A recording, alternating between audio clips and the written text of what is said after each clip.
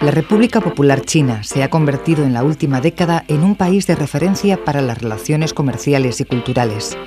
Con el mayor mercado nacional del mundo, con más de 1.300 millones de habitantes, asombra por su desarrollo económico que les llevará a crecer por encima del 8% en el presente año. Las ciudades van cambiando su fisonomía hacia perfiles casi futuristas, como Shanghái, su mayor ciudad, donde la construcción y la tecnología desafían la secular imagen de una China rural, enmarcada en una economía socialista fuertemente centralizada. Este es solo uno de los contrastes del país de los 1000 pueblos, que sin embargo se halla fundamentado por una tradición milenaria. Concentrando todas estas ópticas en una semana, la UNED ha desarrollado el curso de verano China, País del Centro, un enfoque multidisciplinar que pretende servir de plataforma de acercamiento a una de las civilizaciones más longevas y ricas del planeta. Es una vieja terminología que se utiliza en China desde tiempos ancestrales, tanto por los intelectuales como por los políticos, para referirse a sí mismos. Es decir, ellos, un país que es casi un continente, pues pensaban que el mundo eran ellos y que había pues 4 mares alrededor y poco más, ¿no? Pero no es una definición que utilicen en el sentido prepotente, sino todo lo contrario. Muchos de los intelectuales dicen que precisamente eso refleja el problema de aislamiento de China durante muchos siglos y que debido a ese aislamiento de vivir al margen de la tecnología occidental, pues que fueron superados por los occidentales y en cierto modo invadidos por los británicos primero, por los japoneses después. Es decir, que es una definición que define muy bien un poco el drama de China, más que una definición para decir que ellos son muy grandes y muy poderosos. En absoluto tiene que ver con eso, sino que yo creo que refleja muy bien las contradicciones de un país tan grande como China en el mundo actual. La visita de Estado de Sus Majestades los Reyes de España a China en el mes de junio del presente año evidencia el deseo de acercamiento entre los dos países. Nuestra máxima representación diplomática ha cumplimentado la declaración del año 2007 como el año de España para China, que hay que inscribir en la asociación estratégica que ambos países sellaron en el año 2006. Es un año histórico. La visita reciente de los Reyes de España a China pues ha marcado verdaderamente una nueva era. En el año 2005 también el presidente Rodríguez Zapatero estuvo en China, estuvo entrevistándose con el presidente Hu Jintao y de hecho se habló de la Alianza de Civilizaciones en el sentido de que China apoyaba sin reservas el proyecto español, por supuesto extendiéndolo, ya no sería solamente Occidente-Islam, sino otras civilizaciones mundiales de tanta entidad como es la China contemporánea. La ciudad de Ávila y su Fundación Cultural Santa Teresa ha sido la sede del curso de verano China, País del Centro. Como cada año, en esta ciudad castellana, la UNED convoca una de las mayores ofertas de cursos del panorama universitario nacional. Aparte de la anécdota de que China y Ávila son especialmente identificadas por sus murallas, lo cierto es que en la primera semana de julio el país asiático ha sido protagonista en el intercambio de conocimientos que propone la Universidad Nacional de Educación a Distancia. La implicación de la Embajada china en los cursos aporta esa reciprocidad decisiva para el conocimiento mutuo. Desde los alumnos yo logro unos conocimientos que por este momento hay muchos españoles que quieren conocer más a nuestro país, a China, y les interesa el desarrollo de nuestro país, sobre todo que va a ser China después de tantos años de desarrollo, ya tiene ya es un país bastante importante en el mundo. Entonces, las políticas chinas son en el futuro, ¿qué son las políticas de China en el futuro? Entonces, tengo esta oportunidad de explicarles panorámicamente nuestras políticas en diversos terrenos. Entonces yo creo que bueno, es un gran honor para mí, y además bueno, es que también he estudiado bastante desde las opiniones de los estudiantes, de los alumnos. En estos 5 días, el profesor de Sociología y director del curso, José María Rivas Macho, ha diseñado una decena de ponencias y mesas redondas en las que se han abordado los aspectos culturales, económicos, geopolíticos y sociológicos de un país que debe ser cercano para los alumnos, a pesar de la lejanía geográfica. Yo creo que primero es sobre la historia entre China y España, y la historia entre China y Europa. Yo creo en este sentido es que yo creo que todavía falta de conocimientos, pero con cursos como este, entonces poco a poco se mejora los conocimientos mutuos. Y segundo, además de la historia, yo creo que es el desarrollo económico de nuestro país, porque últimamente, sobre todo en los últimos casi 30 años, entonces China logra un desarrollo anual de más o menos 10%. Entonces les interesa mucho cómo lograr estos éxitos. Y tercero también la política de China. Entonces después del desarrollo, entonces en el futuro China va a ser una amenaza del mundo o es un factor amistoso, o es un factor armonioso del mundo.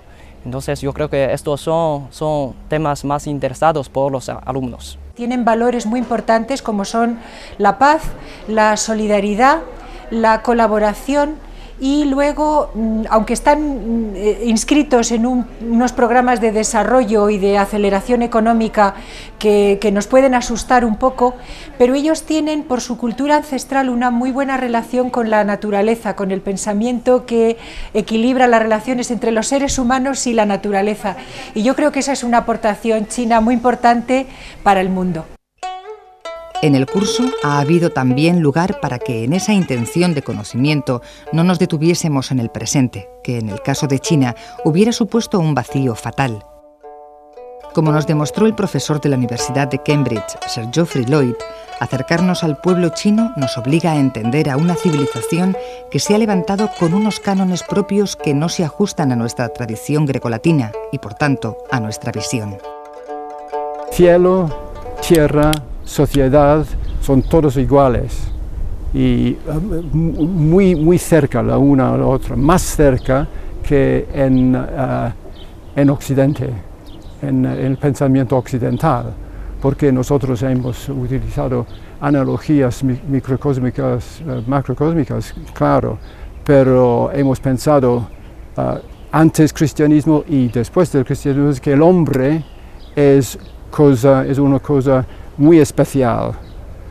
Por los chinos, el hombre es mucho más mezclado con el resto del mundo. No tenían un concepto de naturaleza como yo pienso, exactamente como naturaleza, pero han apreciado las cosas naturales más quizás que los europeos. Porque los europeos tenían la idea de controlar la naturaleza y no de vivir con la naturaleza junto en la paz. En el pasado siglo XX, Mao Zedong construyó una China distinta que, fundamentada en una visión muy nacionalista del comunismo, aislaba a su país en lo internacional de todo lo que no estuviera en esa esfera socialista. Su sucesor en la jefatura del Estado, Deng Xiaoping, comenzó una ligera reforma de la dirección marcada por el gran timonel en 2 aspectos fundamentales a finales de los 70. Uno era una incipiente apertura al exterior, el otro un primer guiño a la economía de mercado. En el presente, China aún continúa siendo una república socialista, pero su proyección internacional y la postal de sus calles nos hablan de otra China, quizá más próxima a la que fue siempre. China no ha estado siempre aislada de Occidente, es decir, la ruta de la seda, es decir, Marco Polo, el Renacimiento, hay un comercio entre Europa y China importante, muy importante para la época, ¿no?, que atraviesa Turquía y que atraviesa la zona de Estambul. Por cierto, hay una región de China que se habla turco, ¿no?, porque el origen de Turquía es el Turkmenistán, es la zona esa de Asia Central. Entonces, en el curso lo que vamos a abordar es los problemas de ese auge económico espectacular que está ocurriendo en los últimos años y que ellos lo denominan auge pacífico, es decir, que en ningún momento ellos pretenden ser una potencia que vaya a invadir a nadie ni que vaya a situarse en el centro, anulando a ningún otro país, a ninguna otra potencia. Yo creo que China en estos momentos lo que se plantea es una política de equilibrios en el mundo y que ese auge económico indudablemente va a suponer una presencia política cada vez mayor en el mundo, pero ellos ven, por ejemplo, muy bien el proceso de fortalecimiento de la Unión Europea y de integración de la Unión Europea y que haya un mundo con diferentes polos y no unipolar, y que ellos pueden contribuir precisamente a ese nuevo mundo de equilibrios. En este tiempo, China ha ido ganando presencia en todas las instituciones mundiales y nacionales. Los impedimentos para esa integración, que tenían que ver con sus cuestionadas políticas de derechos humanos y la ocupación del Tíbet a mediados de los 50, se han ido diluyendo en los esfuerzos de una potencia nuclear de primer orden, que sin embargo aboga por las resoluciones pacíficas en todos los grandes conflictos internacionales. En lo comercial, también China ha desarrollado algunas políticas que chocan con los modelos occidentales, lo cual no impide hoy que sea un motor económico insoslayable en el panorama mundial y que tiene un importante peso como reciente miembro de la Organización Mundial del Comercio. Ha habido unos momentos un poco difíciles precisamente por las relaciones comerciales, en el sentido de lo que se conocía históricamente como las ventas en dumping, es decir, una gran presencia de productos chinos muy baratos y que se pensaba que podían saturar el mercado europeo. Evidentemente ahí puede haber una serie de fricciones, decir lo contrario sería ignorar la realidad. Pero por otra parte, claro, China es un socio prioritario en la política mundial. Puede ser muy importante en políticas de seguridad a escala global, porque China mantiene una política claramente pacífica en la escena internacional y además China, como miembro permanente del Consejo de Seguridad de Naciones Unidas, pues puede ostentar un papel muy decisivo. De hecho, así ha jugado muy bien sus bazas en ese terreno. Pensemos en la crisis con Irán, cuando se han planteado políticas muy agresivas respecto de Irán y sin embargo en este aspecto concreto China ha ejercido de potencia moderadora y pacificadora en la escena internacional. Yo soy muy partidaria de China como armonizador de la política internacional. El modelo que ellos están copiando en principio es el modelo occidental, el modelo de sociedad de consumo que tenemos en Occidente. Eso supone un coste energético y un coste de contaminación tremendo, pero yo creo que ellos son conscientes y están apostando, por ejemplo, por las energías alternativas, pero de manera muy seria, tanto en la investigación como en el uso, ¿no? Hay empresas españolas de generación eólica que se han instalado en China y que están colaborando en estos momentos con China, y yo creo que China, que ya ha empezado a exportar automóviles, no solamente productos de baja calidad como hacía antes, estoy seguro que van a apostar también por automóviles no contaminantes y que, bueno, que el posicionamiento de China en el mundo pues va probablemente a modificar nuestros propios hábitos de consumo también, ¿no? España, como parte de la Unión Europea y también en su individualidad, atiende especialmente al desarrollo de este país, con el que, sin embargo, tiene una balanza comercial claramente deficitaria. La comunidad china ha ido ganando también presencia en el perfil sociológico de nuestro país, y eso quizá ha amplificado aún más la necesidad de consolidar puntos de encuentro.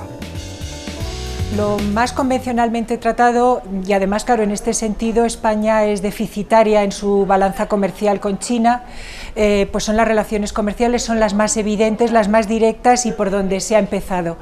Pero las relaciones mutuas tendrían un gran potencial de desarrollo en el campo científico-técnico. Pensemos en concreto en un área tan importante cuando se dice que los precios del petróleo suben porque China se ha convertido en un gran consumidor, en un gran demandante de energía. pero si nos enfrentamos a modelos alternativos de desarrollo, España es una gran potencia, o por lo menos una mediana potencia en investigación de energía eólica, y ahí puede tener un gran campo de desarrollo con China. Y luego también en el campo de la literatura, del conocimiento del pensamiento, de nuestras respectivas culturas recíprocas. Por ejemplo, en el curso de hoy se han estado viendo aspectos de la presencia muy limitada, pero cierta, de España en China a través del comercio ya desde el siglo XVI, el galeón de la China. Y bueno, el conocimiento recíproco con traducciones de libros, en realidad ellos nos conocen a nosotros mucho mejor que nosotros a ellos, y de eso se trata, de aproximar también a través de la UNED, mediante un conocimiento de la lengua china siquiera básico, que nuestros estudiantes accedan a su cultura, a su literatura y a su pensamiento. Desde luego las relaciones entre España y China han sido, se ha subrayado también en este curso institucional de la UNED, ha habido un gran desconocimiento recíproco. Quizá nos conocen incluso ellos un poco mejor a nosotros que nosotros a ellos. Pero claro, el hecho de que exista pues el Instituto Cervantes, que se dé a conocer la cultura española entre ellos, bueno, pues puede ser quizá esa especie de segundo gran éxito, como ya existió y todos lo conocemos, ¿no?, entre las relaciones entre España y Japón, que también han sido muy fructíferas en los últimos años. Estas son, sin embargo, plasmaciones de un crecimiento que se consolida también en el ámbito científico, desterrando el tópico de las producciones de bajo coste y baja calidad. La República Popular es el país con el segundo mayor presupuesto para investigación científica. Eso sí, aunque vive una occidentalización galopante, China mantiene su personalidad hasta en el terreno de la ciencia. Hay un interés en sus tradiciones en China que es mucho más impresionante que el nuestro interés, porque nosotros, los modernos, no saben casi nada de la antigüedad greco-romana aquí, pero en China, por ejemplo, he hablado con unos chinos y podían citar poesías antiguas totalmente, completamente. Son muy interesantes en sus tradiciones, pero claro que por el progreso, el desarrollo, necesita utilizar una tecnología más sofisticada posible. Saben son muy prácticos, son muy orientados sobre la práctica, pero sobre la práctica sí, pero hay una diferencia entre los chinos y los americanos, por ejemplo.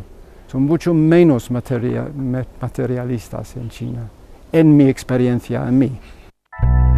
Pero los datos que más abruman cuando hablamos de la República Popular tienen que ver con su capacidad de producción en sectores como el textil o el tecnológico y de su balance comercial con el exterior, en el que se confirma como uno de los primeros exportadores mundiales.